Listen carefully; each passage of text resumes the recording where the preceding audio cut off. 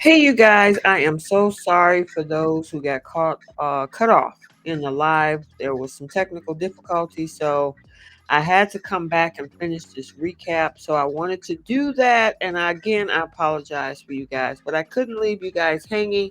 So I'm just going to do the second half as a recap, and hopefully we'll be good to go for the reunion part two as a live. So where we left off was with Michael and Jasmina. And as I was saying when I got cut off on the previous live, that Michael and Jasmina was sitting real close on the couch for their chat that they had with Kevin.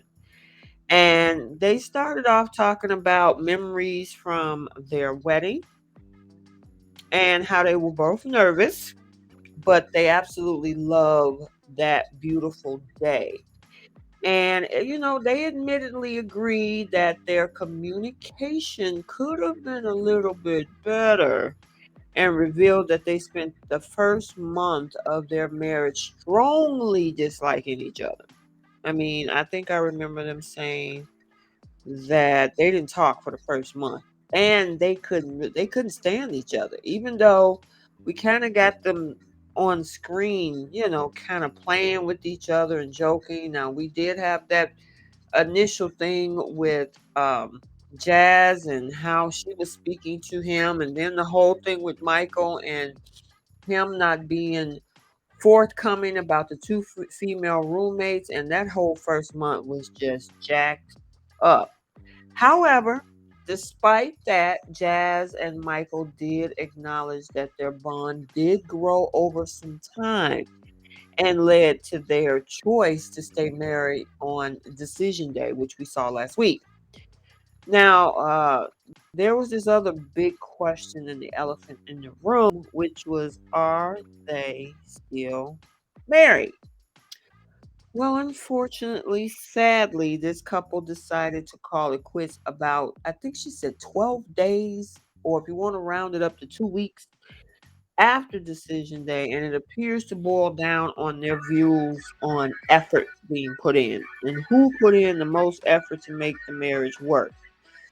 Now, listening at some of you guys in some of the comment sections on social media, a lot of folks were saying Jazz didn't put in the work. But according to Jazz, she feels that she put in a lot more work than Michael. And yeah, and I mean, for a minute, it got a little tense between them two. But still, Jasmine and Michael, they're still cordial and friendly. And check this out, guys. She actually even offers to help him with his dating life. So, like a lot of you guys thought, he pretty much was put in the friend zone by Jasmina, especially after the first couple weeks or more, where it just did not work out. Whatever walls can disconnect, lack of communication they had, it just was not working.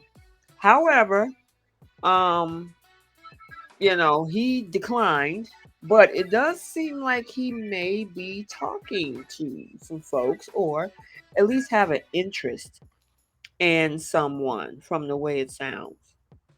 So I don't know. We'll have to see. But unfortunately, as much as they shocked the world last week with them still being together, they are no longer together. And most of us thought that it wasn't going to work out with these two anyway. And that's so unfortunate because at the beginning, I had really high hopes for this couple. I thought they were absolutely gorgeous together. They looked good together. They didn't. I mean, it was just so many issues. I mean, the lack of communication caused a lot of problems. They didn't know how to talk to each other.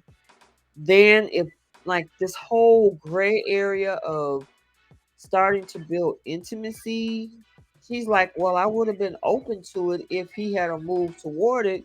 But at the same time, she really didn't give an open door to have him really do that because if she's in the friend zone, but she was open to intimacy, I don't think those two go together conclusively. Not in my thought process. So, but I could be wrong. Maybe she sees it differently. But I don't even think that he stood a chance because as much as she had a connection at that wedding, after the wedding and the honeymoon, it was a wrap. And she threw that man in the friend zone real quick. So, unfortunately, like I say, they are no longer together, and we'll get to probably see more of them and what's going on next week in the reunion part two.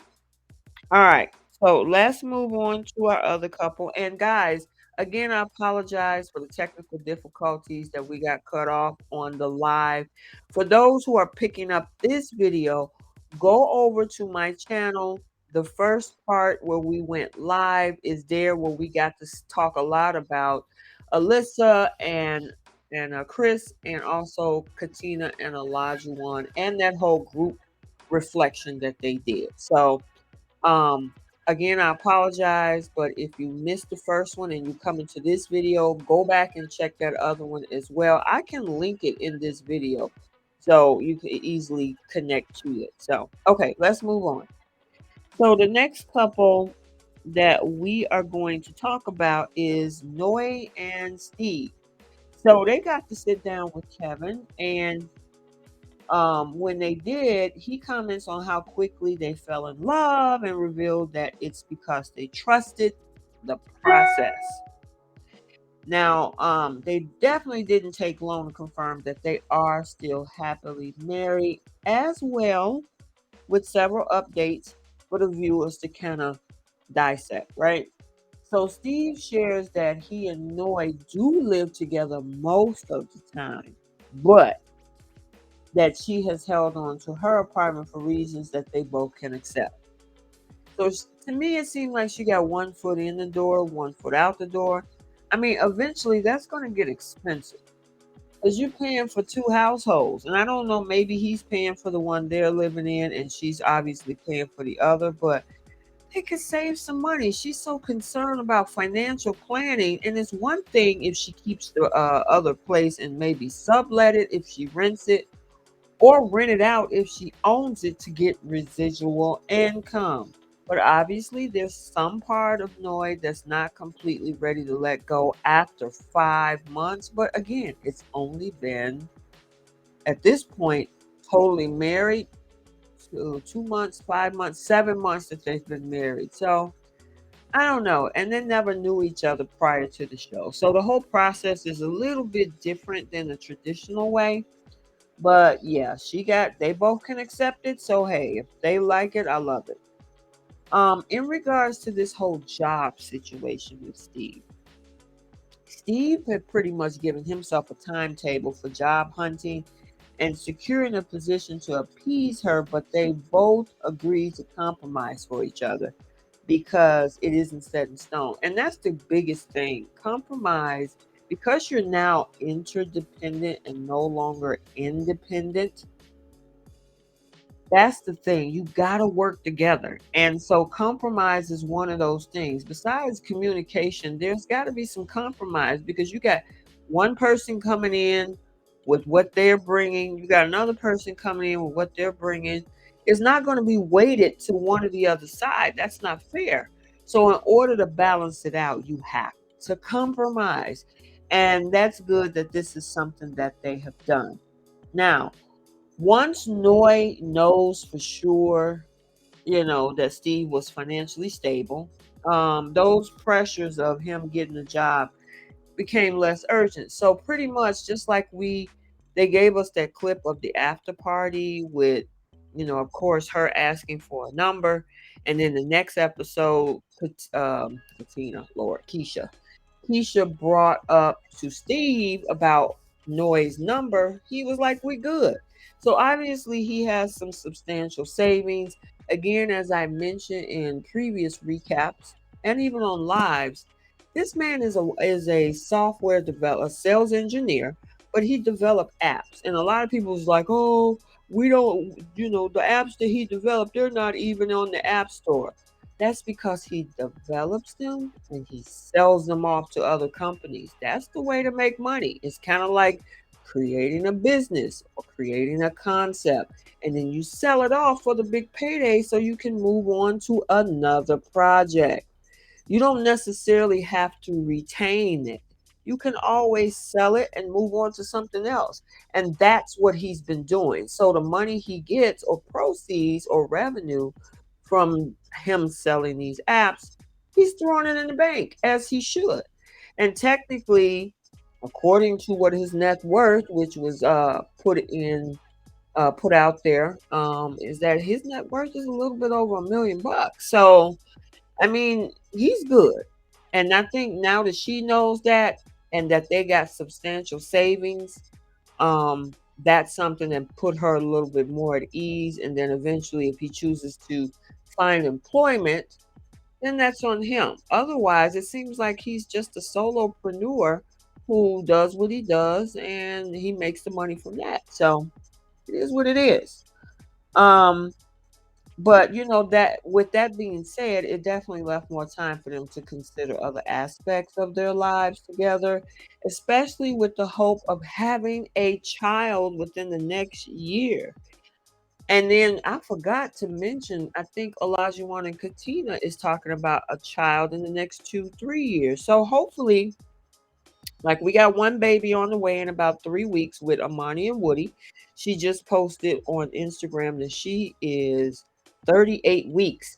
So full term is 40 weeks. So we got a couple more weeks to go. I know she's due, I think, June 6th, somewhere around June 6th, June 4th, something like that. So we are awaiting Woody and Amani's baby.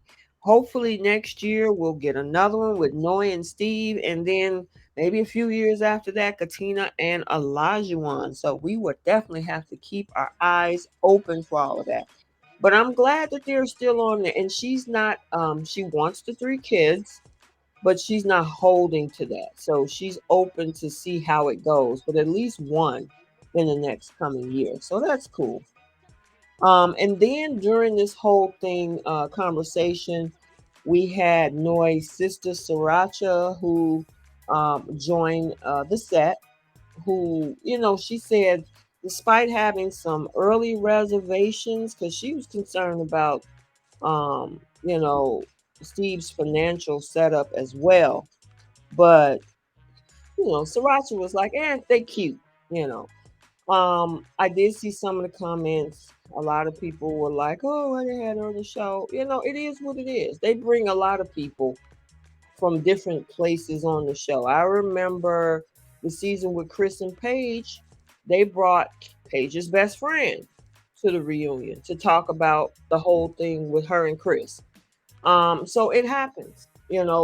At especially season 12, they was bringing all kind of people in. They brought Mercedes in. They brought Chris's pastor in.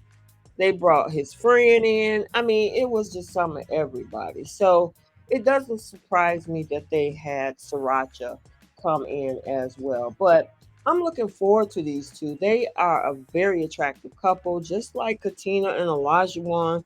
I'm looking forward to big things from the both of them. So we'll have to keep our eyes to the skies with these two. Now we have one last couple. Oh my gosh. So Mark and Lindsay are the last couple to sit down with Kevin. They began looking back at their honeymoon. Lindsay says she fell hard for Mark on the honeymoon, but things kind of went left once they returned home. And then they show brief clips of Lindsay calling it quits multiple times. Remember her saying, "I'm done. I'm done. You know what? I'm done." So yeah, they had a lot of clips where she was done several times, and to kind of help highlight what Kevin was trying to say when he asked if she gave too much. Now Lindsay doesn't think she did though, as she notes that Mark was like a different person when the cameras weren't rolling. So, and I hear this from every season when one of these couples talk about the other, or one of these people within a couple talk about the other. Oh, they're a different person when the cameras are off. You don't see what I got to deal with. And she revealed he was rather pessimistic and always on his phone.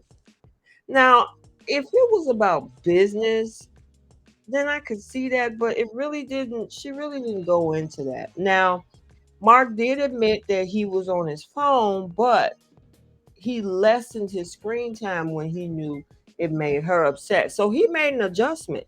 If he saw that she was getting like, kind of irritated or unsettled about everything, then, he decided to, you know, get away from the phone a little bit more.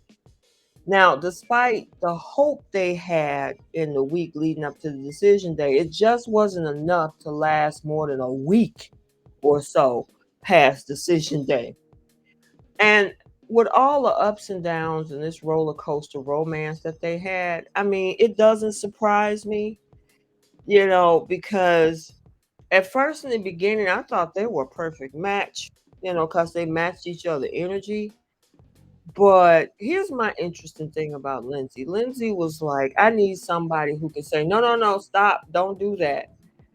And she said Mark did it, but it wasn't enough. And I'm like, girl, I don't think anybody could tell you. If your family says, well, that's just how Lindsay is, and they've known you all your life and hasn't been able to slow your roll, your own father, your brother, your friends, imagine a perfect stranger coming in trying to tell you that. Do you actually think that he was going to? Seriously, I don't think anybody can tell her to, hey, cut that out, stop.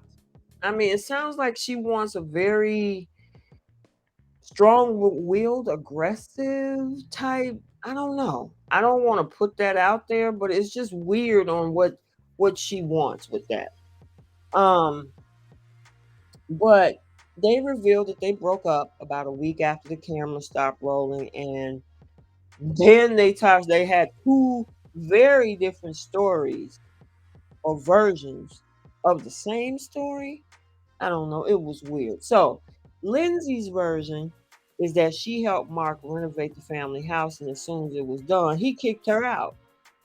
Now, Mark doesn't agree and says that their fights were the reasoning behind his decision to leave the marriage. Now, Lindsay says she feels used and then pulls out a piece of paper where she reads all her thoughts aloud and talk about the Lindsay magic and the Lindsay effect.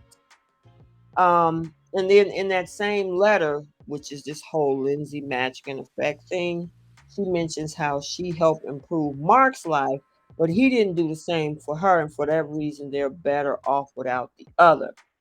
Now, Mark is arguing back, saying that just because he benefited doesn't mean that it negates Lindsay's bad qualities. She counters back that Mark cared more about what the guys thought than her. Okay. Now, instead of lingering in this whole tit for tat back and forth situation, Lindsay now reveals that she moved to Palo Alto and has begun dating as she searches with a man with intellect. And then Kevin asked her, like, did you just throw shots at Mark? And she said, well, Mark doesn't have intellect. And engineers in the Bay Area are what she's looking for. And I was like, oh my gosh. And here's the thing. Again, I like to survey the temperature across the platforms.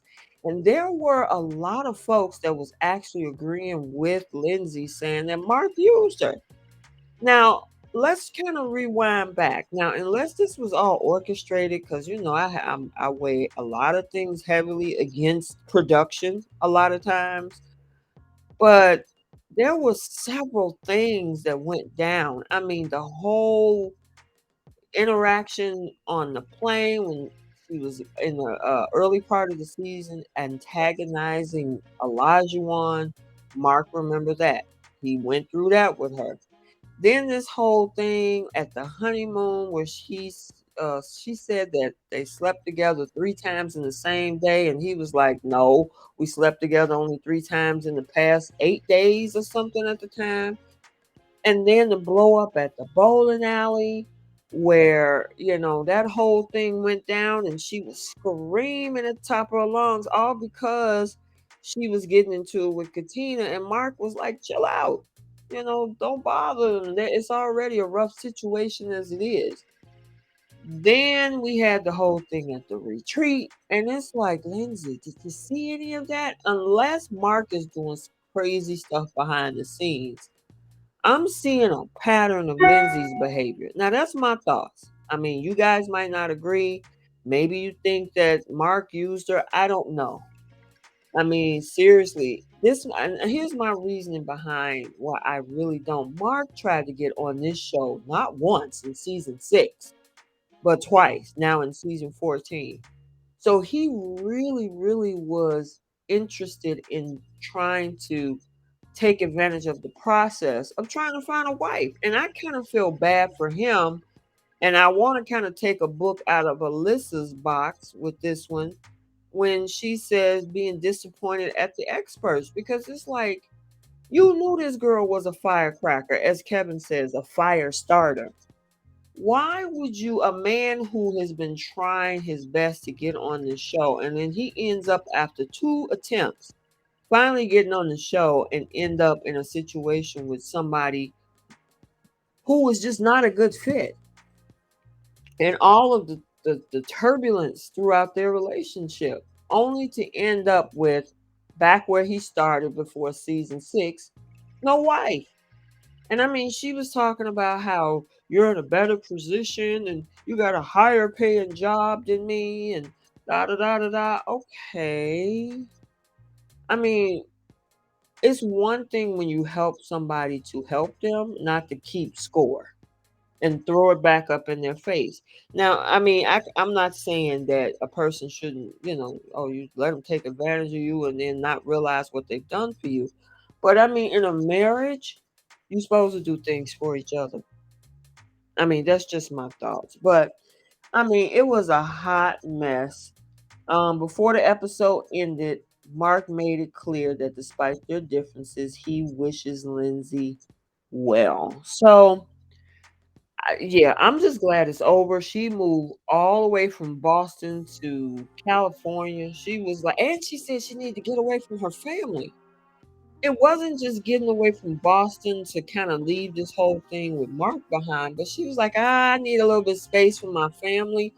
And I'm like, what does that mean? Now, I know she had issues with her mom and stuff like that.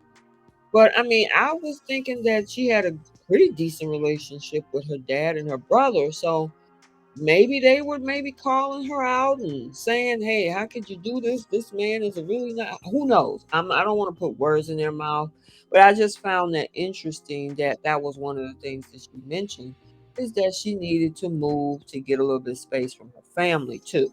So I wanted to get slide past you guys as well. So overall, it was pretty interesting. Looking forward to the reunion part 2, and yeah, we got to see what happened because they threw a bunch of clips together, and I know there's this whole clip that everybody's tripping out on, where Olajuwon is saying about taking accountability, and then they shifted the clip over to Katina to make it look like he's talking about her, but I honestly believe that the person that he's talking about in this situation is probably Alyssa. So, one thing about Married at First Sight reunion decision day, they love to reshuffle clips to trigger people. So I'm honestly thinking, and I could be wrong, we got to see. Maybe that conversation was directed to Katina, but a large part of me don't think so. I honestly think that he's referring to Alyssa because the only person that really blatantly don't take accountability is Alyssa. So, I mean, she pretty much gaslit that whole thing last night as if, you know, nothing she did was, below board, not above board, below board. And the receipt showed itself. I mean, you would think she would know after watching the show herself what she looked like. But she's angry at everybody else. It's everybody else's fault. It's Chris's fault. It's the expert's fault. It's the show. It's the producers. I can't stand them. Everybody's at fault but her. But she was the one with the behavior. So I don't know. She gotta take ownership for that. And I'm thinking that's probably who Elijah One may be referring to in that clip, and they resequenced it to make it look like he's talking to his wife. Because none of that would make sense. You just did this whole proclamation, gave her this big, beautiful ring, only to, yeah, So we'll have to see next Wednesday, episode number 19. Again, my much apologies for everybody that was on the live earlier. Had technical difficulties, so I had to recalibrate everything and get back on track. And now I just wanted to do a quick recap now that everything is resettled, and let me know what your thoughts are. Let me know what your thoughts are. You guys that were on the live, if you catch this video, let me know your thoughts on the second half, because I saw all of the comments in the live on the first half. I want to know what you guys think that was on the live on this second half, which is just a recap. So drop your comments down in the comment section. For those that are coming into this video and you're looking for the first half, I will link it in this video as well. And again, my apologies. I'm gonna apologize to the cows come home. So um, but I hope you enjoy both the live and this video. If you haven't already, like the video, let YouTube know that you're enjoying the content so that they can push it out to more people. If you haven't subscribed, because I know a lot of you guys come over here as lookers, go ahead and subscribe. It's free. Do that. And I might have some big stuff coming down the road. So be prepared for that. We will see. I'm in the works of trying to put some things together for that. And yeah, support the channel. My Cash App has always been on there.